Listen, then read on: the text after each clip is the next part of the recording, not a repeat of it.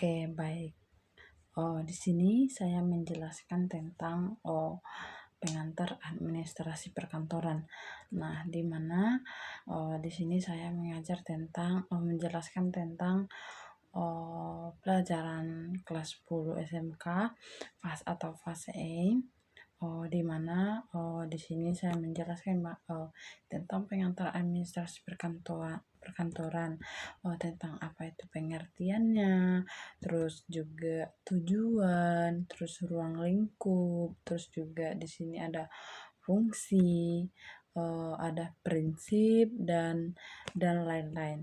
Nah, di sini saya membahas tentang pengertian terlebih dahulu. Saya membahas tentang pengantar administrasi perkantoran, di mana di sini ada pengertian, tujuan, ruang lingkup, terus ada fungsi sama prinsip. Yang keempat itu adalah meningkatkan produktivitas karyawan.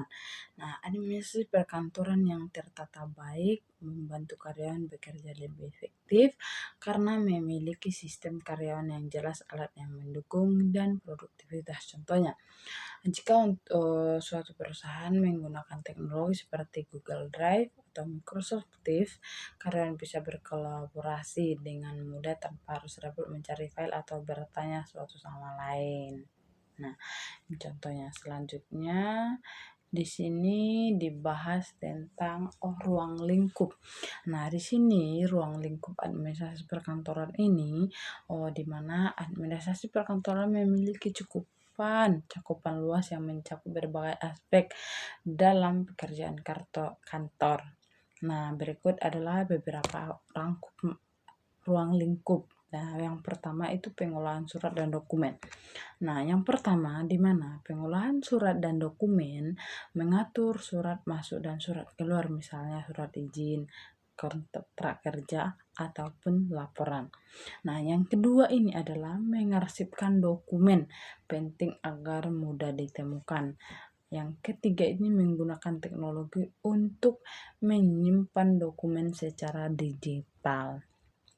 Nah, di sini contohnya. Sebuah perusahaan memiliki bagian administrasi yang bertanggung jawab dan menyusun dan menyimpan surat perjanjian dengan klien agar bisa ditemukan kapan saja dibutuhkan. Nah, yang kedua adalah pengolahan keuangan kantor. Di sini yang pertama itu adalah membuat laporan keuangan, terus mengelola gaji karyawan dan biaya operasional, mengatur anggaran untuk pengadaan barang dan alat. Nah, di sini contohnya itu adalah bagian administrasi keuangan bertujuan untuk mencatat semua pengeluaran kantor seperti pembelian alat tulis, biaya listrik, dan gaji karyawan. Yang ketiga itu adalah manajemen sumber daya manusia atau SDM. Nah, yang pertama itu adalah mengelola data karyawan seperti jadwal kerja, absensi, dan juga cuti. Nah, melakukan rekrutmen dan pelatihan karyawan dan menyusun kebijakan kerja untuk meningkatkan kesejahteraan pegawai. Contohnya itu adalah bagian administrasi HR atau Human Resources, memastikan bahwa karyawan yang baru direkrut mendapatkan pelatihan sebelum mulai bekerja. Keempat adalah penggunaan teknologi dalam administrasi.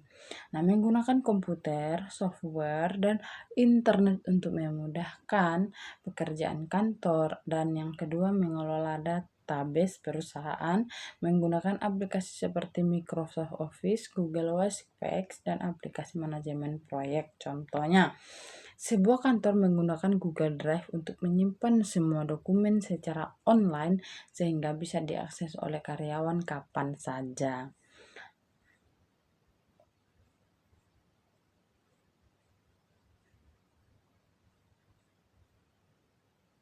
Nah, di sini kita membahas tentang fungsi. Di sini ada planning, ada pengorganisasian atau organizing, ada actuating atau pergerakan, dan pengendalian controlling. Nah, kita lanjut ada prinsip. Nah, di sini membahas di mana prinsip administrasi perkantoran itu pertama adalah prinsip efisiensi dan efektivitas, yang kedua prinsip kesederhanaan, yang ketiga adalah prinsip kepastian dan konsistensi, ada yang keempat itu adalah prinsip akurasi dan yang kelima adalah prinsip keamanan dan kerahasiaan. Baik, di sini saya tetap penjelasan dari saya. Sekian dan terima kasih. Yang keempat itu adalah meningkatkan produktivitas karyawan. Nah, administrasi perkantoran yang tertata baik membantu karyawan bekerja lebih efektif karena memiliki sistem karyawan yang jelas, alat yang mendukung, dan produktivitas. Contohnya, jika suatu perusahaan menggunakan teknologi seperti Google Drive atau Microsoft Teams, karyawan bisa berkolaborasi dengan mudah tanpa harus repot mencari file atau bertanya suatu sama lain. Nah, contohnya selanjutnya di sini dibahas tentang ruang lingkup. Nah, di sini ruang lingkup administrasi perkantoran ini di mana administrasi perkantoran memiliki cakupan luas yang mencakup berbagai aspek dalam pekerjaan kantor.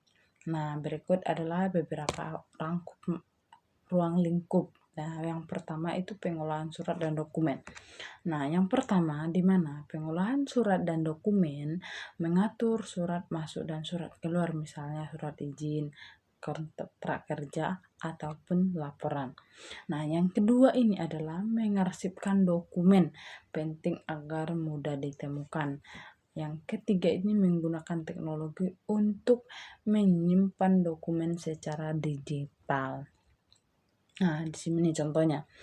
Sebuah perusahaan memiliki bagian administrasi yang bertanggung jawab dan menyusun dan menyimpan surat perjanjian dengan klien agar bisa ditemukan kapan saja dibutuhkan. Nah, yang kedua adalah pengolahan keuangan kantor. Di sini yang pertama itu adalah membuat laporan keuangan, terus mengelola gaji karyawan dan biaya operasional, mengatur anggaran untuk pengadaan barang dan alat. Nah, di sini dicontohin, contohnya itu adalah bagian administrasi keuangan bertujuan untuk mencatat semua pengeluaran kantor seperti pembelian alat tulis, biaya listrik, dan gaji karyawan. Yang ketiga itu adalah manajemen sumber daya manusia atau SDM. Nah, yang pertama itu adalah mengolah data karyawan seperti jadwal kerja, absensi, ataupun dan juga cuti. Nah, melakukan rekrutmen dan pelatihan karyawan dan menyusun kebijakan kerja untuk meningkatkan kesejahteraan pegawai. Contohnya itu adalah bagian administrasi HR atau Human Resources, memastikan bahwa karyawan yang baru direkrut mendapatkan pelatihan sebelum mulai bekerja. Keempat adalah penggunaan teknologi dalam administrasi. Nah, menggunakan komputer, software, dan internet untuk memudahkan pekerjaan kantor. Dan yang kedua, mengelola database perusahaan menggunakan aplikasi seperti Microsoft Office, Google Workspace, dan aplikasi manajemen proyek. Contohnya, sebuah kantor menggunakan Google Drive untuk menyimpan semua dokumen secara online sehingga bisa diakses oleh karyawan kapan saja.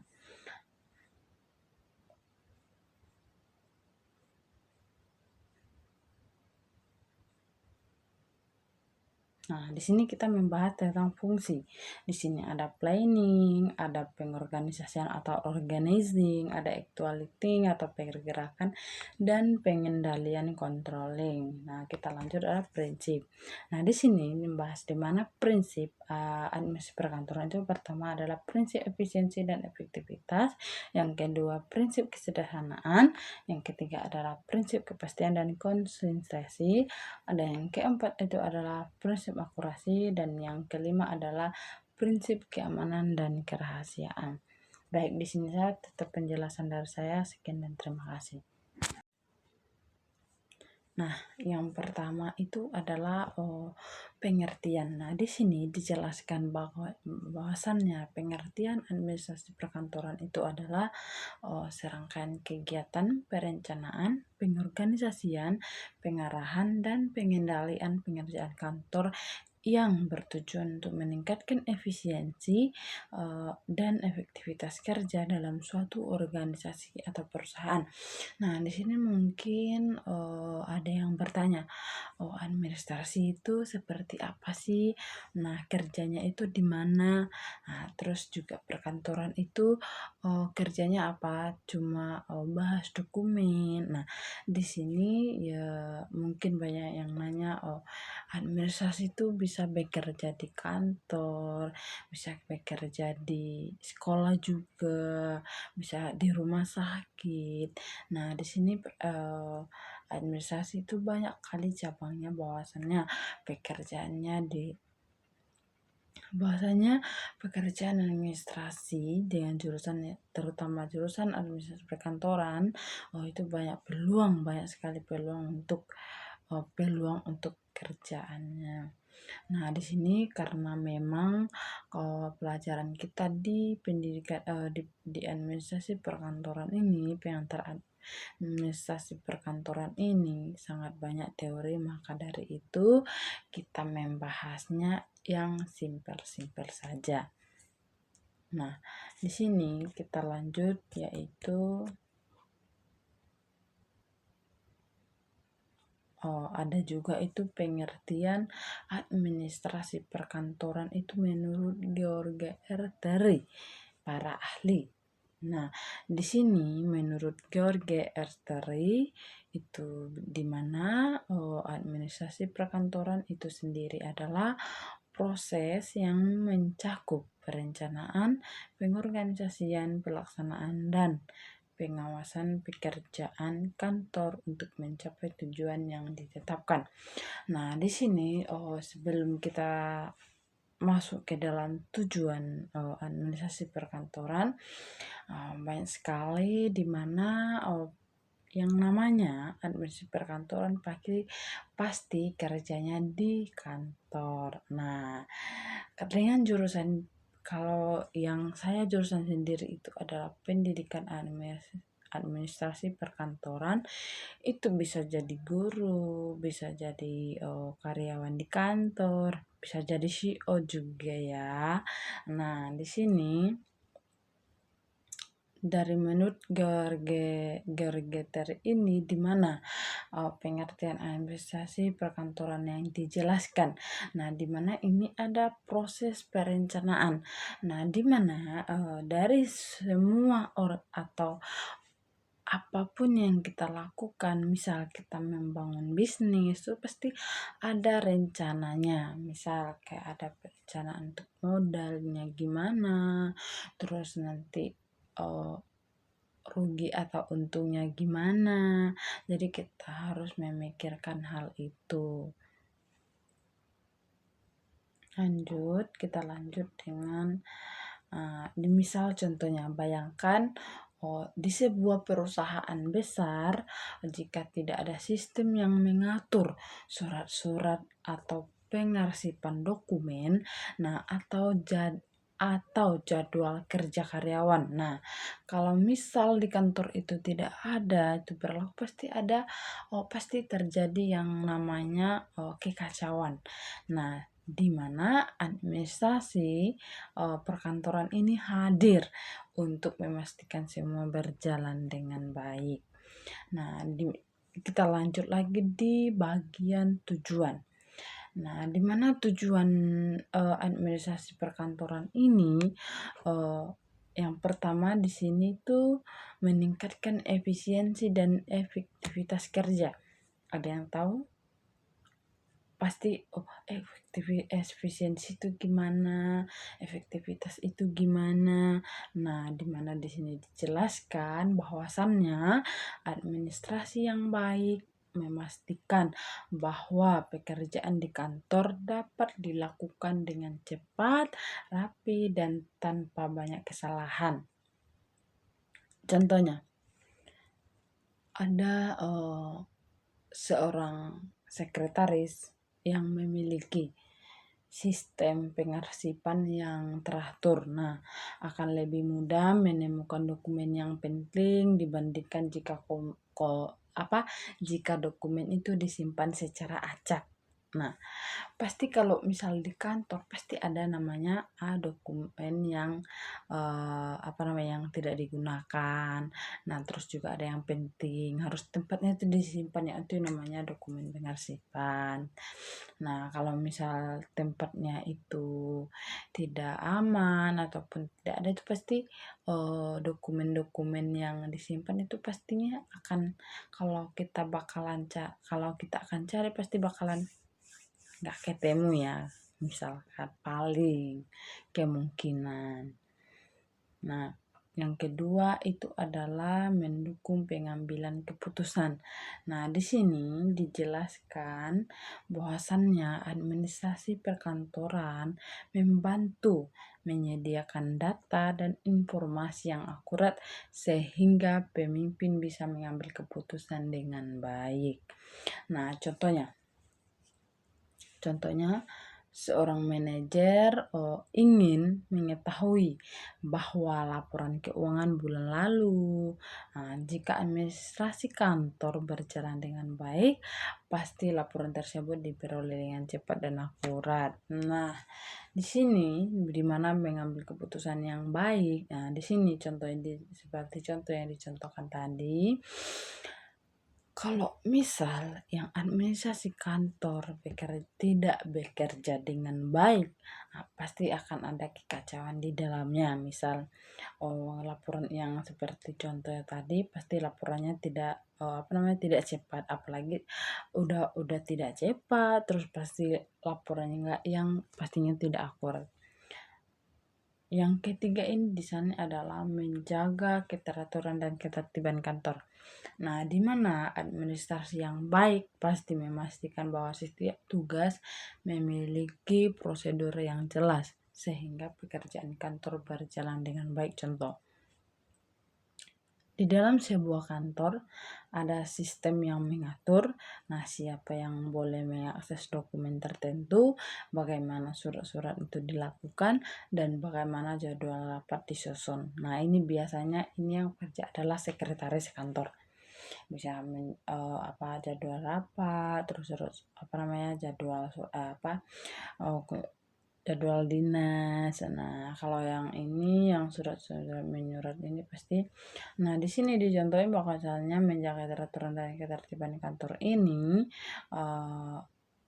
di mana ini memiliki prosedur yang jelas sehingga berjalan kantor yang lancar. Nah, yang keempat ini meningkatkan produktivitas karyawan. Administrasi perkantoran yang tertata dengan baik membantu karyawan bekerja lebih efektif karena mereka memiliki sistem kerja yang jelas dan alat yang mendukung produktivitas. Nah, contohnya itu adalah jika suatu perusahaan menggunakan teknologi seperti Google Drive, Microsoft Teams, karena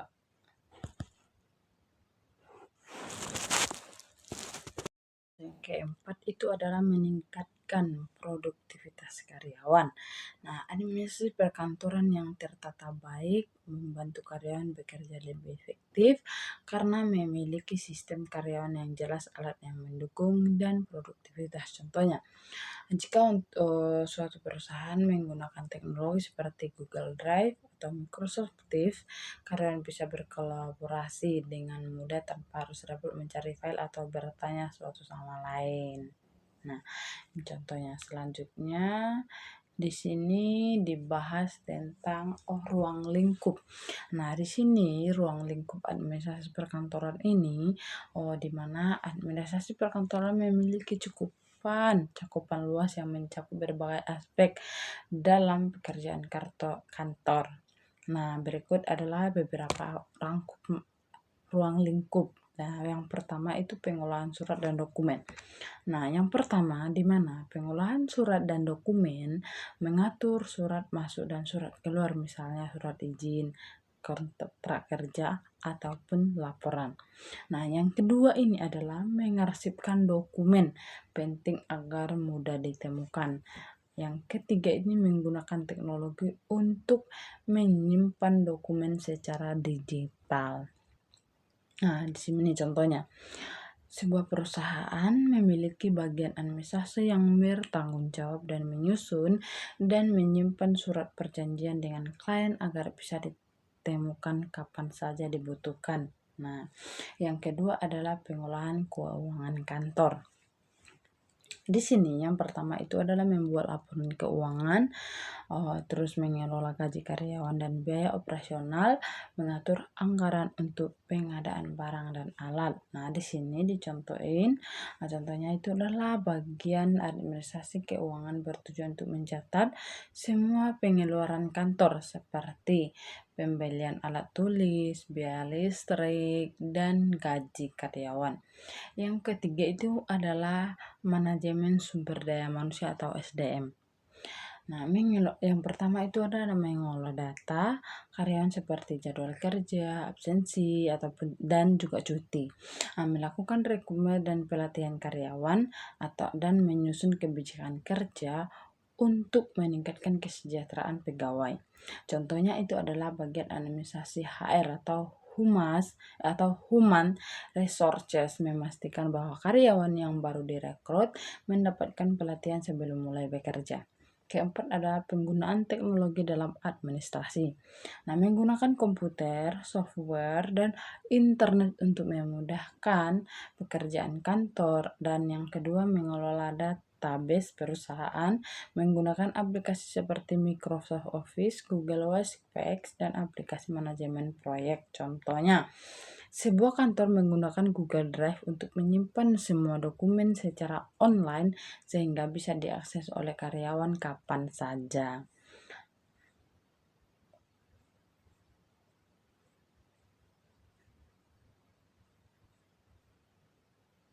Nah, di sini kita membahas tentang fungsi. Di sini ada planning, ada pengorganisasian atau organizing, ada actuating atau pergerakan, dan pengendalian controlling. Nah, kita lanjut adalah prinsip.